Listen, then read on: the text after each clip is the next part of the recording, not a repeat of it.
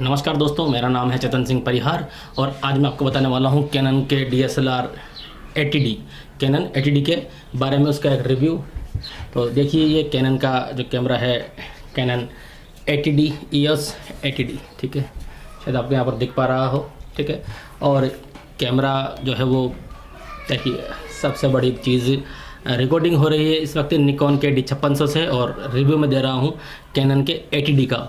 आप ने अंतर देख रहे होंगे आप कि यह है कि बहुत ही ज़्यादा भारी कैमरा है, ठीक है। तो आपके पास में अलग ही लगेगा, कोई भी आपको देखेगा तो उसका लगेगा कि यार ये तो बहुत ही ज़्यादा महंगा कैमरा है, ठीक है। इसमें देखिए यहाँ पर भी एक डिस्प्ले दी हुई है, तो हम अगर मान लीजिए आप इस प्रकार से शूट कर रहे हैं तो आप इसको, इस डिस्प्ले को भी देखकर ISO, एपर्चर, शटर स्पीड वगैरह सेट इसकी कर सकते हैं, ठीक है। लेंथ जो है मैं यूज़ कर रहा हूँ इसमें वो है 18-135 VR लेंस, ठीक है। इसमें ऑटो फोकस और मैनुअल फोकस यहीं पर है बाहर की तरफ। कैनन ने तो यहीं रख रखा है, निकॉन ने अभी चेंज कर दिया है, F जो P लेंस निकाले हैं उसके अंदर, ठीक है। लेंस काफ़ी अच्छा है, लेकिन कुछ कमियां मुझे लगी हैं जो कैनन में है निकॉन की तुलना में, वो ही कमियां मैं आपसे जो है वो शेयर करने वाला हूं। तो देखते हैं हम कि कौन कौन सी कुछ कमियां हैं, कुछ खूबियां भी हैं। तो दोनों ही चीज़ें मैं बता देता हूँ आपको कि कैनन में क्या कमियां हैं और क्या खूबियां हैं निकॉन की तुलना में। तो हम पहली खूबी की बात कर लेते हैं जो कैनन में है निकॉन की तुलना में।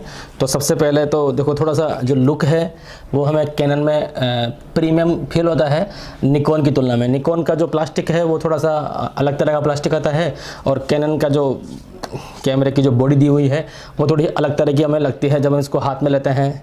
लेकिन एक बार बता दूं मैं आपको, जो मैं कैमरा इस वक्त रिकॉर्डिंग कर रहा हूँ निकॉन D5600, ये लगभग 62,000 रुपये का है और ये है 96,000, ये 96,000 रुपये का कैमरा है। तो अंतर तो खैर होना ही है, लेकिन फिर भी जो है कैनन कुछ चीज़ों में जो भी है, ठीक है, वो बताता हूँ मैं आपको क्या क्या है। तो पहले तो ये है, दूसरी जो खूबी है कैनन के अंदर, ठीक है, वो देखिए यहाँ पर जो इसमें यहाँ पर हमें जो ग्रिल दी हुई है, ठीक है, सारे फंक्शंस के लिए, वो इधर की तरफ है। तो अगर हमारा हाथ यूँ काम आ रहा है तो हम दूसरे हाथ से कर सकते हैं। निकॉन में वो इस तरफ आती है तो हम यूज़ तो यहाँ भी कर सकते हैं, कोई दिक्कत हमें नहीं आएगी, लेकिन थोड़ा फिर भी परेशानी आती है, ठीक है। तीसरी जो निकॉन में यहाँ पर घुमाने के लिए दी जाती है इस जगह पर, ठीक है, वो यहाँ पर कैनन में हटा दी गई है। कैनन में यहाँ नहीं है, वो इस जगह पर है, देखिए इसके अंदर, ठीक है। ये D80 है, 80D इसको हम कहते हैं।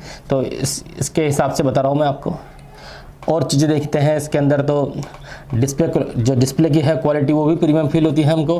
और डिस्प्ले ज़्यादा आसानी से क्या है कि हट जाती है, आसानी से क्या होती है वो घूम भी जाती है। टच भी अच्छा है डिस्प्ले का, ठीक है। लेकिन देखिए, ये कुछ ही जो है वो खूबियाँ हैं, बाकी कमियाँ मुझे ज़्यादा लगी हैं, तो वो कमियाँ मैं आपको बताता हूँ। और हम कैमरा इसलिए खरीदते हैं कि फ़ोटो क्वालिटी कैसी आएगी। नाइट के लिए ज़्यादा बेटर है कैनन। अगर आपने नाइट में जो है वो बिना फ्लैश के आप फ़ोटो लेना चाहते हैं तो आप कैनन यूज़ कर सकते हैं, आसानी से ज़्यादा बेटर आएगी फ़ोटो। लेकिन डे लाइट में इसमें जो ऑटो सिस्टम दिया हुआ है कैनन का, वो मेरे हिसाब से इतना इंटेलिजेंट नहीं है जितना कि निकॉन का इंटेलिजेंट है।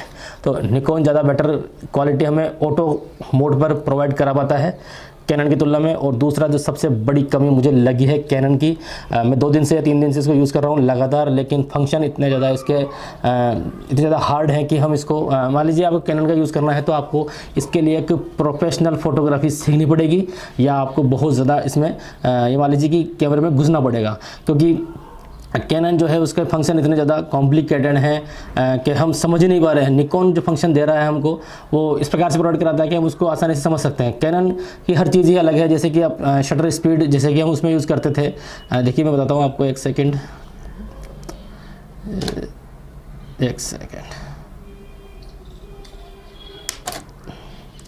देखिए कैनन के अंदर जो यहाँ पर AV लिखा रहता है और निकॉन में वो सिर्फ ए जो होता है वो होता है एपर्चर प्रायोरिटी मोड, और इसमें उसको लिखा जाता है AV के नाम से, ठीक है। इसके बाद में AV के बाद में कैनन के अंदर TV आता है, उसमें S लिखा रहता है। निकॉन के अंदर इसमें टीवी लिखा रहता है, ठीक है, वो होता है शटर प्रायोरिटी मोड, ठीक है। इसके अलावा एक पी लिखा रहता है, तो उसमें भी जो है इसमें पी भी है, उसमें पी है, इसमें भी पी है, प्रोग्राम ऑटो जो होता है उसके अंदर भी होता है, ठीक है। बाकी के जो फंक्शन हैं वो इतने यूज़ नहीं आते हैं, वो बहुत ज़्यादा प्रोफेशनल फोटोग्राफर जो है वो ही यूज़ करते हैं, इतना तो मैं भी यूज़ नहीं करता हूँ, ठीक है। तो ये चीज़ें बहुत सारी जो है मुझे कमी लग रही थी कैनन के अंदर, इसलिए मैंने आपको बताना चाहा, ठीक है।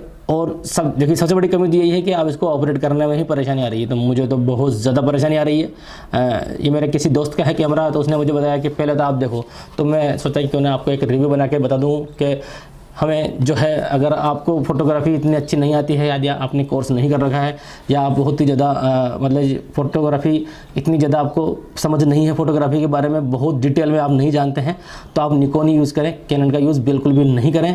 क्योंकि आप कैनन लेने के बाद में ये सोचते रहेंगे कि इससे बड़ा तो कैमरा ही मेरा फ़ोटो खींच देता है, ठीक है। क्यों? क्योंकि आप उसको सेट कर ही नहीं पाएंगे। निकॉन को आप काफ़ी आसानी से, और एक और चीज़ बताऊँ मैं, कैनन की जो ये फोकस के लिए दी हुई है मैनुअल फोकस रिंग, ये बहुत ही तेज़ी से काम करती है, ठीक है। तो हम ज़रा सा इसको हिलाएंगे डुलाएंगे तो क्या होता है कि ज़रा सा ही मान लीजिए कि आपको किसी जगह शार्प फोकस करना है, तो हम कर नहीं पा रहे हैं। मैं काफ़ी कोशिश कर रहा हूँ, निकॉन में बड़ी आसानी से कर पा रहा था मैं, लेकिन कैनन में मेरे से इतना बेटर फोकस हो ही नहीं पा रहा है, काफ़ी कोशिशों के बावजूद भी, क्योंकि जो इसकी जो मैनुअल फोकस रिंग है वो बहुत ही ज़्यादा तेज़ी से काम कर रही है, ठीक है। तो थोड़ा सा इसको स्लो होना चाहिए था, तो हम थोड़ा सा रोक भी सकें। वो आगे पीछे अगर आप मान लीजिए 1 मिलीमीटर का, 1 नैनोमीटर भी अगर सरक जाएगी, मिलीमीटर से भी कम यदि इधर से उधर हो जाएगी, तो जो है शार्प फोकस सब्जेक्ट पे हो ही नहीं पाएगा, और हमें जो फ़ोटो है वो मिल नहीं पाएगी जैसे हम उसमें चाह रहे हैं, जैसी क्वालिटी हम चाह रहे हैं, ठीक है। और ये एक बहुत बड़ी परेशानी है। और लुक भले प्रीमियम फील हो रहा है, लेकिन जो कैमरा है वो बहुत ही ज़्यादा भारी है, तो ऑपरेट करने में परेशानी आएगी। मैं जो निकॉन यूज़ कर रहा हूँ D56, ये बहुत ही कॉम्पैक्ट कैमरा है, बहुत ही छोटा सा कैमरा है, हम इसको आसानी से यूज़ कर सकते हैं, एक हाथ में पकड़ सकते हैं। अब ये तो देखिए बहुत ही भारी, बहुत ही ज़्यादा भारी कैमरा मुझे लग रहा है। आप भी देख सकते हैं कि कितना बड़ा ये कैमरा हमें लग रहा है, देखिए अभी, है ना। बस आप लोग देख सकते हैं कि हाँ ये बहुत ही बेटर लुक लगेगा, लेकिन कैमरे में इतनी अच्छी क्वालिटी मेरे हिसाब से नहीं है। और एक्सपोजर का जो लेवल है ऑटो मोड पर सेट खुद कैमरा इंटेलिजेंसी रूप में कर ही नहीं पा रहा है, बिल्कुल भी नहीं कर पा रहा है। तो ये भी एक बहुत बड़ी कमी है इसकी। मैंने बहुत सारे दिन में रात में फ़ोटो लेकर देखी, रात में भले ही बेटर खींच रहा है, लेकिन दिन में इतनी अच्छी फ़ोटो नहीं खींच पा रहा है। और वो ऑटो मोड की बात कर रहा हूँ मैं, मैनुअल हम करेंगे तो कर लेते हैं मैनुअल, तो हम खैर पसीना, गर्मी है तो पसीना आ रहा है, ठीक है, लाइट नहीं आ रही है आज, इसलिए बाकी सब चीज़ें अच्छी हैं। कुछ चीज़ें जैसे इसमें माइक दिया हुआ है, साथ में इसमें जो है वो हेडफोन जैक दिया हुआ है। निकॉन में वो हेडफोन जैक नहीं आता है, माइक तो उसमें भी आता है, ठीक है। तो ये चीज़ें हैं, तो ये चीज़ है कि हम क्यों निकॉन खरीदें और क्यों कैनन नहीं खरीदें, या क्यों कैनन खरीदें निकॉन नहीं खरीदें। तो ये कुछ बेसिक चीज़ें हैं, ज़्यादा डीप में नहीं गया हूँ इनके अंदर, तो आप इसको देख लें। और कैनन खरीदने से पहले मेरे हिसाब से तो कैनन उन्हीं को खरीदना चाहिए जो वाकई में बहुत ज़्यादा प्रोफेशनल हैं और जो बहुत ही डीप फोटोग्राफी को समझते हैं, उनके लिए कैनन है। बाकी जो नॉर्मल फोटोग्राफर हैं, जो फोटोग्राफी सीखना चाह रहे हैं या अभी वो शुरुआत कर रहे हैं, तो उनको सिर्फ और सिर्फ मेरे हिसाब से निकॉन लेना चाहिए फोटोग्राफी सीखने के लिए, क्योंकि इसके जो फंक्शन हैं वो बहुत ही ज़्यादा ईजी हैं कैनन की तुलना में। देखिए एक इसकी बहुत ही छोटी सी और बहुत ही बड़ी कमी मैं आपको बताता हूँ, छोटी सी, और इसलिए कह रहा हूँ मैं आपको, किसी के लिए बहुत ही नज़रअंदाज करने वाली सकती है, लेकिन मेरे लिए वो कमी बहुत ही बड़ी है, क्योंकि मैं उसको निकॉन में यूज़ कर रहा हूँ और कैनन में वो नहीं है, तो मुझे वो अखर रहा है, ठीक है। तो बताता हूँ मैं आपको कौन सी कमी है। एक सेकेंड आप वेट कीजिए थोड़ा सा। देखिए ये कोई भी मान लीजिए आपने वीडियो शूट किया है, तो वीडियो शूट करने के बाद में एक्चुअली में क्या होता है कि इस प्रकार से देखिए, यहाँ पर हम ऑप्शन करेंगे क्रिएट, तो यहाँ पर ऊपर आपको शायद दिख रहा हो एक लाइनिंग चल रही है, यहाँ देखिए आप, है ना। ऊपर की तरफ मैं जूम करके दिखाता हूँ आपको थोड़ा सा, ठीक है।